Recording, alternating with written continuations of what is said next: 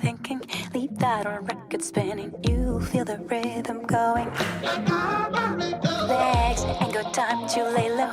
Your knees are bending, so it's time to get up and let go. Hey, mama, how's it going? Can see your body moving. Bonjour à tous et bienvenue dans cette nouvelle MOOC du CIFEPCA dont le thème ce mois-ci sera l'éducation thérapeutique du patient ou ETP. Moi je suis Marie Jounin, kinésithérapeute à Besançon et je suis moi-même formée en ETP. Ce que je vous propose pour ce mois-ci, c'est de découvrir l'éducation thérapeutique du patient, d'acquérir des ressources pour poursuivre vos propres recherches et de connaître les différentes façons de se former. Pour ceci, je vous propose ce plan, comment définir l'ETP, on parlera ensuite du programme d'ETP, des outils que l'on peut voir en ETP, des limites, on se questionnera sur les limites de l'ETP, on verra ensuite comment se former, et puis je vous donnerai quelques ressources pour finir par une conclusion. Tout d'abord, comment définir l'éducation thérapeutique du patient? Eh bien, c'est très vaste. Pour tenter de répondre à cette question, je vais vous proposer quelques définitions de l'ETP. Première définition, l'éducation thérapeutique du patient vise à aider les patients à acquérir ou maintenir les compétences dont ils ont besoin pour gérer au mieux leur vie avec une maladie chronique. Précision dans ce cadre, une information orale ou écrite, un conseil de prévention peuvent être délivrés par un professionnel de santé à diverses occasions, mais ils n'équivalent pas à une éducation thérapeutique du patient. Je pense que c'est important à garder en tête. On continue. Une autre définition, l'éducation thérapeutique s'inscrit dans le parcours de soins du patient. Elle a pour objectif de rendre le patient plus autonome en facilitant son adhésion aux traitements prescrits et en améliorant sa qualité de vie. Une autre façon de voir l'ETP, qui est vue finalement sous une autre facette, c'est que l'ETP, ce serait accompagner le patient dans son processus de devenir autrement le même. Et j'aime bien aussi cette définition-là. Pour terminer, une définition un peu plus conséquente, mais que l'on va morceler pour mieux comprendre, c'est que l'éducation thérapeutique du patient, c'est rien d'autre que finalement un projet qui est partagé dans une dynamique progressive d'échange et d'écoute. Et finalement, c'est l'autre qui sait où il peut aller. Nous ne pouvons que l'aider à explorer les voies qu'il peut emprunter. Et finalement, l'action éducative, elle ne peut pas se résumer à une simple construction de compétences d'un individu définie à l'avance par des experts. Non, ce n'est pas possible, ce n'est pas ça. Il s'agit plutôt de créer les conditions pratiques, finalement, d'une entrée en relation entre les professionnels et les personnes concernées pour les aider à élaborer ensemble leurs réponses à leurs questions. Et c'est finalement de la rencontre entre ces différentes subjectivités-là que va pouvoir se construire la relation éducative. On reste là-dessus pour les définitions. On va maintenant parler finalement des finalités de l'ETP. 3 finalités que j'ai choisi de mettre en valeur ici: la qualité de vie, le bien-être et l'autonomie. Toujours pour cerner un peu mieux ce qu'est l'ETP, c'est important de faire la distinction entre ETP et éducation pour la santé. L'éducation pour la santé, c'est une approche qui vient en amont de la maladie. Elle s'intéresse au comportement de santé et au mode de vie, et elle est en lien avec les recommandations de prévention. Et pour mieux comprendre la distinction entre ces deux approches, c'est important de savoir qu'il y a différents niveaux de prévention. Il y a la prévention primaire qui s'adresse à un public large, la prévention secondaire à un public un peu plus restreint, et puis la prévention tertiaire dans le cadre de publics plutôt atteints par des maladies. Pour mieux comprendre finalement tout ça, je vais vous donner un exemple. Exemple du tabac. Prévention primaire, la campagne anti-tabac s'adresse à toute la population. Prévention secondaire, campagne anti-tabac à destination plutôt des fumeurs pour les aider à arrêter de fumer, etc. Prévention tertiaire, dans le cadre plutôt de patients atteints de maladies, par exemple le cancer du poumon. Et finalement, ici, l'éducation pour la santé va intervenir plutôt en niveau de prévention primaire et secondaire, alors que l'ETP interviendra plutôt au niveau de prévention tertiaire. Et donc finalement, l'ETP va être d'autant plus mis en valeur dans le cadre de maladies chroniques. Okay, donc là, on voit les différences un petit peu se dessiner déjà. Continuons dans le fait de savoir un peu mieux ce qu'est le TP. Et finalement, qu'est-ce que c'est qu'un programme de TP? Un programme de TP, c'est une équipe interdisciplinaire avec un coordinateur. Dans cette équipe, un médecin.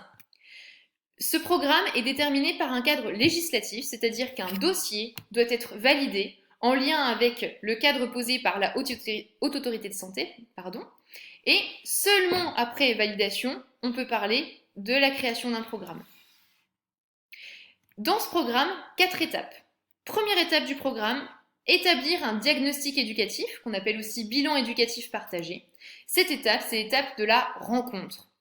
Moi, professionnel, je vais aller rencontrer le patient qui est en face de moi. Qui est cette personne, au-delà de sa pathologie? Qui elle est finalement? Qu'est-ce que c'est sa vie? Qu'est-ce qu'elle aime? Etc. C'est un bilan qui va être beaucoup moins formalisé que les bilans qu'on peut voir, bilan articulaire, bilan musculaire. C'est un bilan qui est plus libre, qui se base vraiment sur où va la rencontre et où la personne a envie de m'emmener, de quoi a-t-elle envie de me parler ce jour-là. Deuxième étape du programme, ça va être de définir ensemble un programme personnalisé d'éducation thérapeutique du patient avec des priorités d'apprentissage. Et finalement, là, on va être dans la phase de convenir ensemble. Moi, professionnel, j'ai des objectifs parce que, au vu de la thérapeutique, moi, j'ai envie de préconiser certains objectifs. Le patient en face de moi, au vu de sa vie, de comment il vit, de ses envies, il aura ses objectifs. L'idée est là de convenir ensemble d'objectifs communs. Ces objectifs communs vont être le socle de la suite du programme.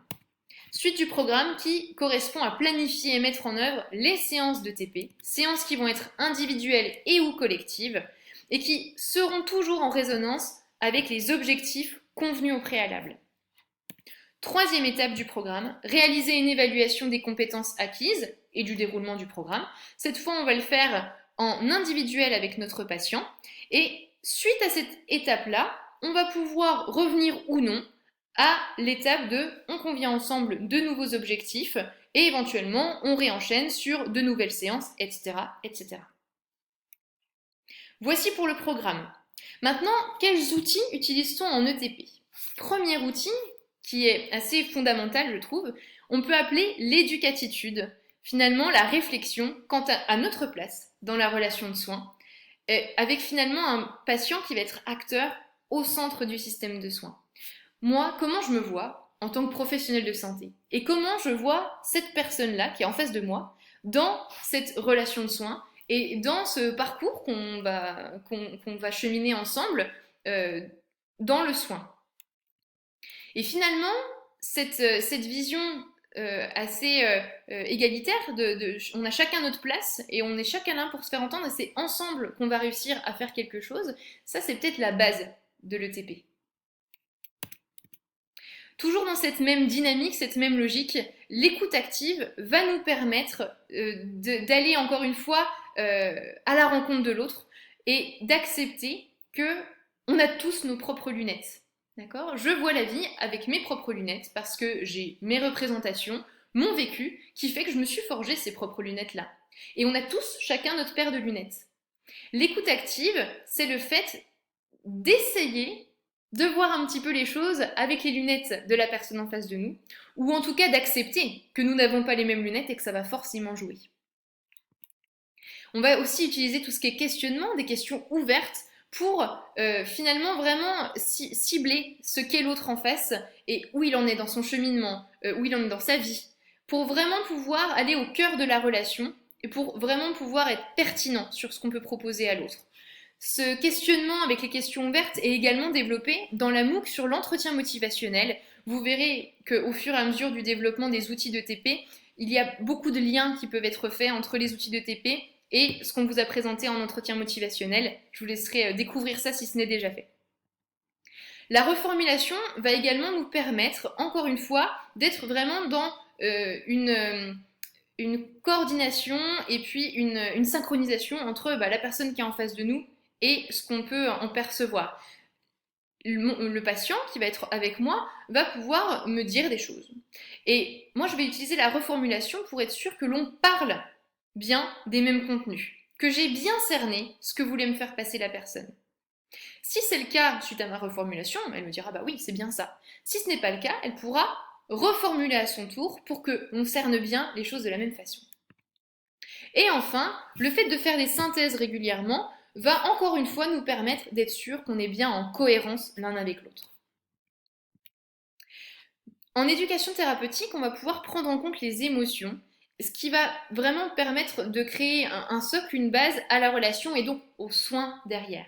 Parce que souvent on a envie de mettre les émotions dans une petite boîte comme ça qui dépasse pas trop, et finalement, les émotions elles sont là. Elles sont là dans tous les cas.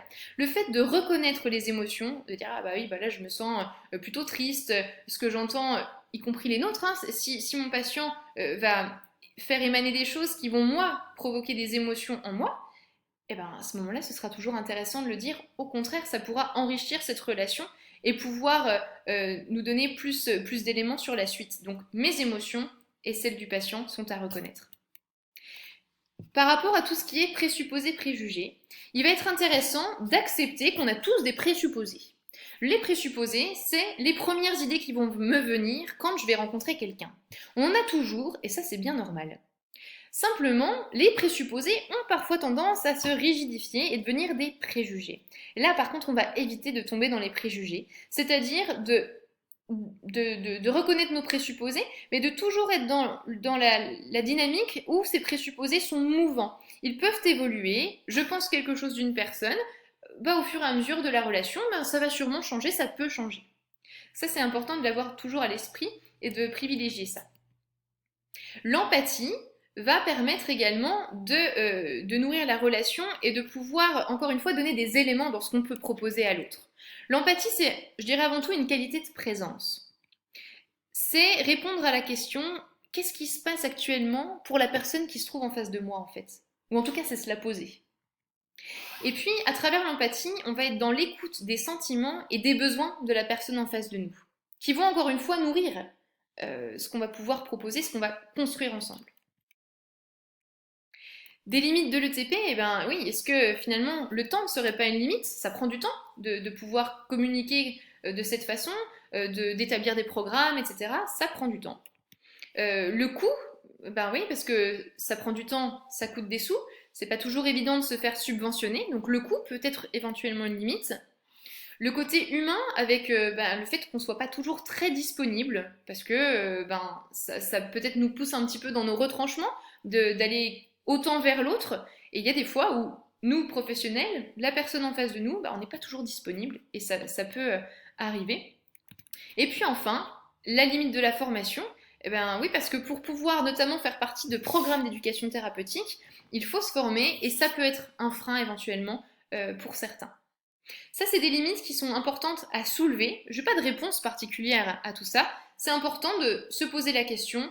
Moi, je reste persuadée que l'éducation thérapeutique, c'est un investissement qui peut vraiment avoir de très beaux bénéfices derrière. Comment se former en éducation thérapeutique? Plusieurs façons.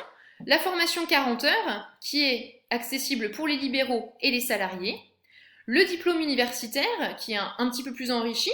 Et puis, le système LMD propose aussi des filières en éducation thérapeutique qui seront là plus fournies au niveau théorique notamment.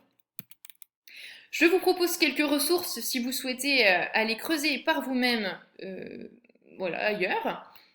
Et puis pour conclure finalement, je dirais que l'ETP, c'est peut-être avant tout une façon de considérer la relation, le fait d'agir en équipe, ensemble, pour le bien ou le mieux-être en tout cas de personnes qui sont avec nous.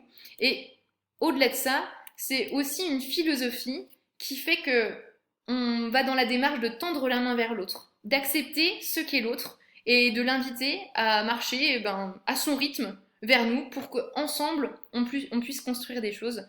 Et finalement, cet échange, il aura plein de bénéfices de part et d'autre, autant pour moi que pour le patient, que pour les personnes qui seront autour, mes collègues, son entourage. Je vous remercie de votre attention et je vous laisse mon adresse mail. Si vous avez envie d'échanger sur la question, j'en serais ravie. Voilà. Je vous souhaite une bonne soirée et peut-être à bientôt.